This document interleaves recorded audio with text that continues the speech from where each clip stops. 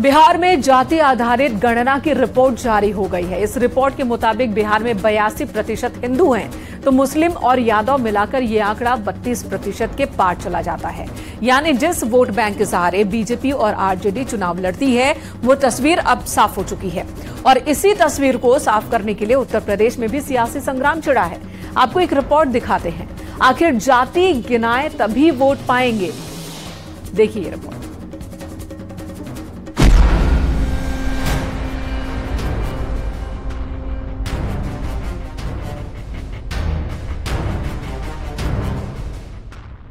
देश की सियासत में भूचाल लाने वाली रिपोर्ट बिहार से आई है और आवाज अब उत्तर प्रदेश तक सुनाई दे रही है।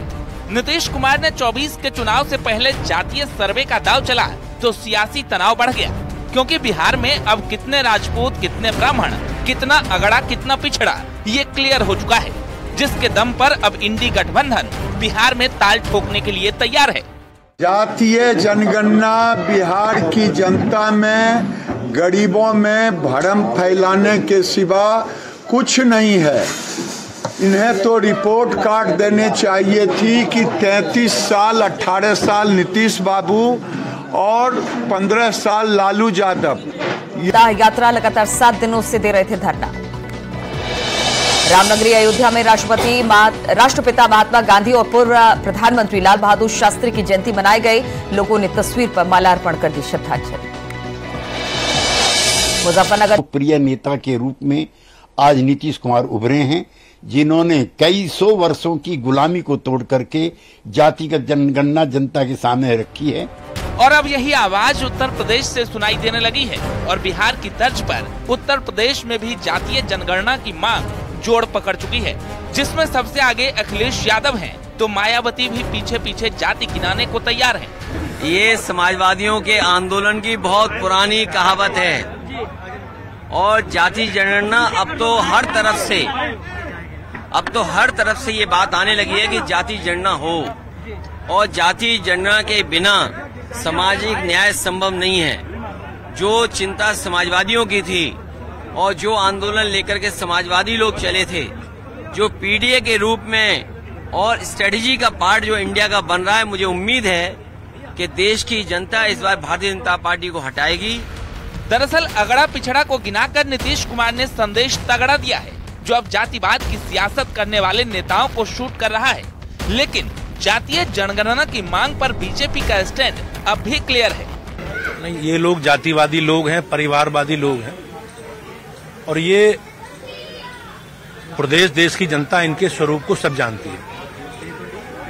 अब समाज में विभाजन करना, जातीय टकराव, तनाव पैदा करना, हमारी सरकार की नीति में, हमारी सरकार की प्राथमिकता में गरीब है। और हमारी सरकार, चाहे योगी जी की सरकार हो, चाहे मोदी जी की सरकार हो, गरीब कल्याण के लिए, अंत्योदय के तहत अंतिम छोर पर बैठे व्यक्ति के लिए काम कर रही है। अगर बिहार में जातीय गुणा गणित को समझे तो इसके फायदे और नुकसान दोनों हैं। फायदा, अति पिछड़ों का राजनीतिक महत्व बढ़ेगा। नुकसान है, सवर्णों की हिस्सेदारी कम होगी। फायदा है कि सीटों के आरक्षण में अति पिछड़ों का प्रतिनिधित्व बढ़ेगा। नुकसान ये है कि समावेशी विकास बिगड़ने का डर है। फायदा, जाति के आधार पर नौकरियों में आरक्षण का लाभ होगा। नुकसान ये है कि सामाजिक ताना बाना बिगड़ सकता है। लेकिन टारगेट वोट बैंक की बात करें तो बीजेपी के पास बिहार में 82% हिंदू वोट बैंक है, तो आरजेडी के पास टारगेट वोट बैंक मुस्लिम और यादव मिलाकर सिर्फ 32% है। और इसी पैटर्न को समझने के लिए उत्तर प्रदेश में भी समाजवादी पार्टी जातीय जनगणना की मांग कर रही है। भारतीय जनता पार्टी की सरकार वो आरक्षण विरोधी है, वो पिछड़े दलितों को उनका हक नहीं देना चाहती है।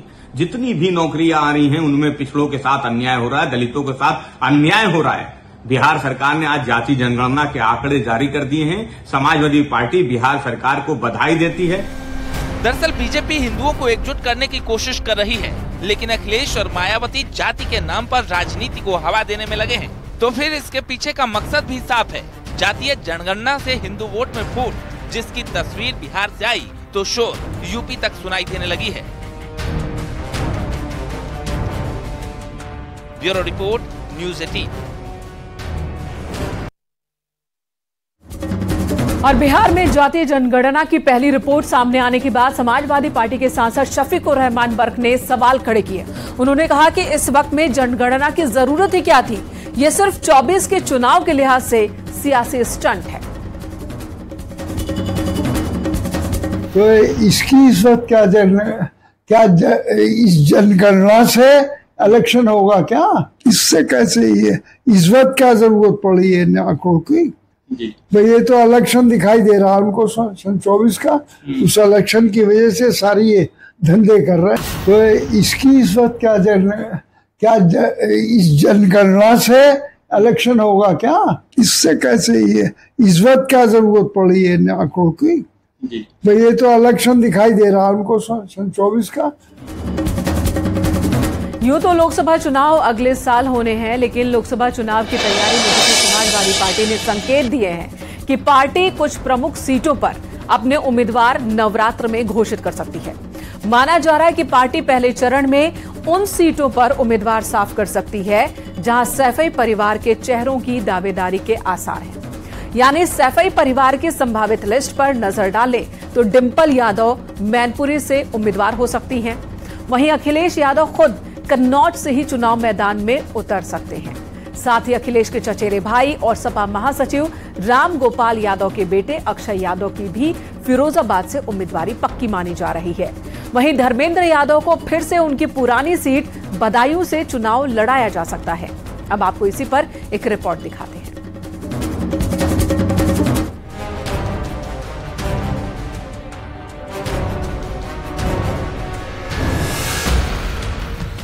मोदी योगी से मुकाबला है, विकास बनाम परिवारवाद का बोलबाला है और उन चेहरों पर भरोसा जो सैफई परिवार से है, जिनकी दावेदारी के आसार है। क्योंकि समाजवादी पार्टी ने संकेत दे दिए हैं कि जल्द से जल्द पहले चरण में 10 से 12 सीटों पर उम्मीदवारों के नाम सार्वजनिक कर दिए जाएंगे और इन नामों में 5 नाम यादव परिवार से होंगे। समाजवादी पार्टी पहले चरण में उन सीटों से अपने उम्मीदवारों के नाम का ऐलान कर सकती है जहां सैफई परिवार से जुड़े चेहरों के दावेदारी के आसार हैं। हालांकि चुनावी लिहाज से कुछ अन्य सीटों पर भी समाजवादी पार्टी अपने उम्मीदवारों के नाम की घोषणा कर सकती है। समाजवादी पार्टी के सूत्रों की माने तो समाजवादी पार्टी जल्द ही 10 से 12 उम्मीदवारों के नाम का ऐलान कर सकती है, जिसमें सैफई परिवार के भी 5 नाम शामिल है। जातीय जनगणना और पीडीए को चुनावी हथियार बना रही समाजवादी पार्टी की कोशिश उत्तर प्रदेश में इंडी गठबंधन को लीड करने की है, ताकि वो सीटें पहले सुरक्षित कर ली जाएं, जहां परिवार के सदस्यों को उतारा जा सके। यानी डिंपल यादव फिर से मैनपुरी से उम्मीदवार होंगी। अखिलेश यादव खुद कन्नौज से ही चुनाव लड़ेंगे। अक्षय यादव की फिरोजाबाद से उम्मीदवारी पक्की है। धर्मेंद्र यादव को बदायूं से लड़ाया जा सकता है। मतलब साफ है, समाजवादी पार्टी की परंपरागत सीट है, उससे पहले ही तय कर लिया गया है, ताकि सीट बंटवारे के समय मोल भाव वाले कंडीशन ना हो। उनके लिए केवल मैं और मेरा परिवार, इसके ऊपर उनका कोई विचार नहीं। आप देखते जाइएगा, वीआईपी सीट नाम होगा, अपने परिवार के लोगों की सीटें तय करेंगे। अखिलेश यादव जी, आपका वीआईपी कल्चर हमने देखा है। जब आप टिकट बांटने पे आप आ रहे हैं तो मुझे मालूम है कि अखिलेश यादव जी, डिंपल यादव जी, शिवपाल यादव जी, तेजपाल यादव, धर्मेंद्र यादव, अक्षय यादव और जो भी अन्य आपके बंधु बांधव हैं। दरअसल सैफई परिवार के चेहरों की सीट तय हो जाने से उन सीटों पर तैयारी का मौका मिल सकेगा और पारिवारिक एकजुटता का बेहतर संदेश भी जा सकेगा। वहीं अन्य सीटें जहां पार्टी उम्मीदें देख रही है या बीजेपी के बड़े चेहरों की जहां घेराबंदी करना चाहती है, वहां भी जमीनी तैयारी तेज हो सकेगी। इतना ही नहीं, इन सीटों पर प्रत्याशी का ऐलान कर सपा गठबंधन साथी को भी संदेश देना चाहती है, क्योंकि अखिलेश 60 सीटों पर चुनाव लड़ना चाहते हैं। सैफई परिवार के अलावा परंपरागत सीट अपने पास रखना चाहते हैं। बीजेपी के बड़े चेहरों को घेरने की रणनीति बना रहे हैं और कांग्रेस को सीट सेलेक्ट करने का वक्त नहीं देना चाहते हैं। यानी इस बार अखिलेश यादव की रणनीति अपने परिवार को सेट करने की है, ताकि परिवार के सियासी भविष्य को संवारा जा सके और परिवार की एकजुटता का संदेश दिया जा सके। Bureau report, news 18।